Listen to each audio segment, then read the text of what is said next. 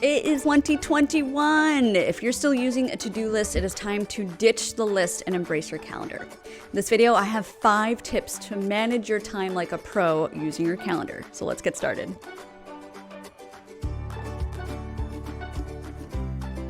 All right, are you ready to get shit done? Because it is time to throw away your notebook and open up your calendar. One of the biggest productivity revelations that I've had in the last 10 years of freelancing and trying to juggle a million different projects was to work directly from a calendar, not a to-do list. I worked from a to-do list for a long time, and every day I would cross off my items, and trust me, it felt really good to run lines through things as I got them done, but sadly, I never really got as many things done as a day as I should or could have. So here's why a calendar kicks a to-do list butt any day. To-do lists have a tendency to grow. It's really easy to keep adding things to the list because even as you do get some tasks done, your list will be just as long, if not longer, as the one when you started. Lists do not account for how much time a task will take you. Looking at a list of 10 items, you really have no idea if it will take you 10 minutes or 10 hours to do them because you really haven't planned out the steps needed to get all of those tasks done. We tend to default to the easiest task on the list first, and because it feels really good to get tasks out of the way. So we take those little projects first, leaving the larger and probably more important tasks sitting on the list for a long time. Which reminds me of the next point. It is hard to prioritize the things that actually drive your business forward from a list. Because I would rather wash the dishes all day long before doing my quarterly taxes if both are on my to-do list. And I guarantee that my kitchen will be spotless before I even look at my finances. Last point here, they do not help you measure the things that matter.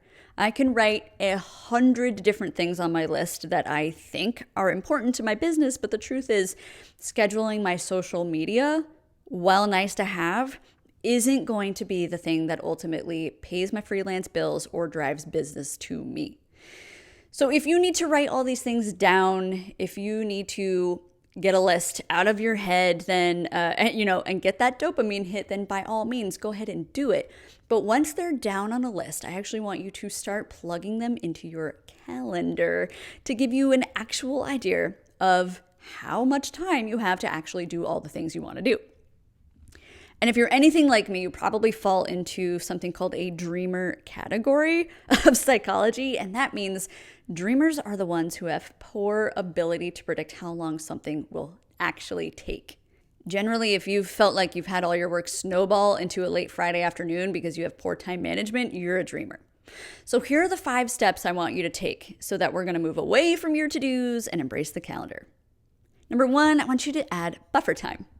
So first, we need to fix our dreamer tendencies. If you underestimate how much time it takes to get certain tasks done, then what I want you to do is add buffer time. So I typically multiply tasks by 2, and here's what that looks like. Let's say one of my tasks for the day is to write a blog post for my business. I estimate that it'll take me 1 hour to write the post, but with my buffer time, I multiply it by 2, and I actually block off 2 hours into my calendar. That gives me enough time to research, write, and post that blog post. Another example, set aside 1.5 hours for social media content scheduling. With your buffer trick, you actually put aside 3 hours into your calendar.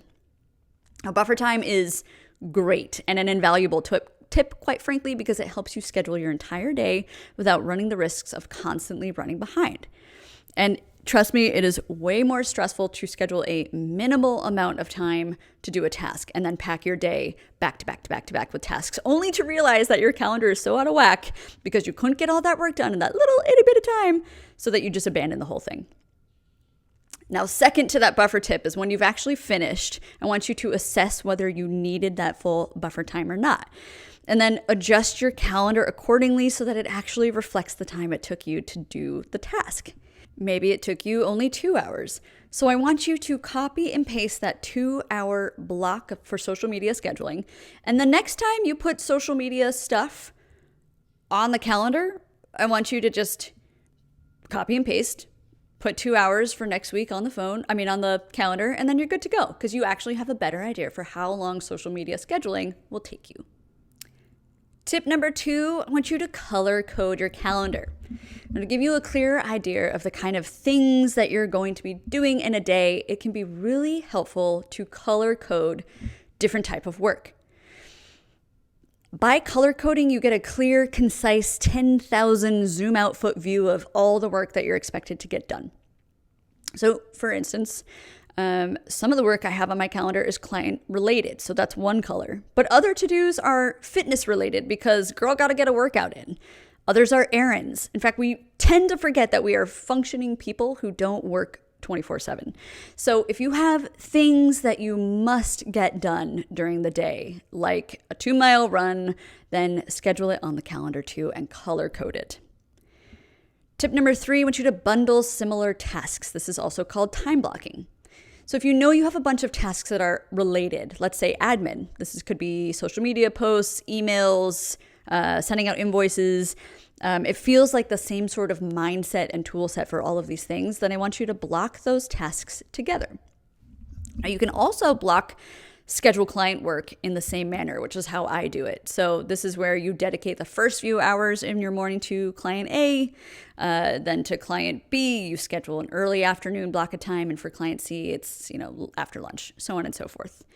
Now, you are aware of your own individual habits and energy patterns. So if you're more focused and creative in the morning, then schedule your creative tasks or the things that take more brain power for then. And if you're more creative in the afternoon, then of course move your bigger projects to then as well. Tip number 4, set deadlines. Setting deadlines, this is one of my most favorite time management tips. And honestly, it's one that freelancers and people who work from home typically ignore, but there's something known as Parkinson's law. Parkinson's law that states work expands so as to fill the time available for its completion. So basically what that means, if you give yourself 2 weeks to finish a project, it will take you 2 weeks to finish the project. If you give yourself a 1-week deadline, it will take you 1 week to do it. Basically, you're going to figure out how to do the work in the timeline that you've given yourself. So setting your own deadlines is an invaluable skill to cultivate as a freelancer, and I encourage you to make it a regular habit. Tip number 5, stick to your calendar like glue. When you freelance, nobody is looking over your shoulder. Nobody is forcing you to stick to your own calendar. Nobody's forcing you to stick to your own deadlines. So it's really easy to see a calendar alert for a new task and think, just do it later. But I want you to fight the urge to ignore the calendar that you've created for yourself. Because when you stick to your own schedule, you don't wonder, should I actually be working on that blog post that I've been meaning to write?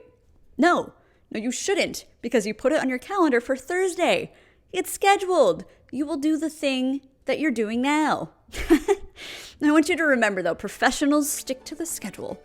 Amateurs let life get in the way.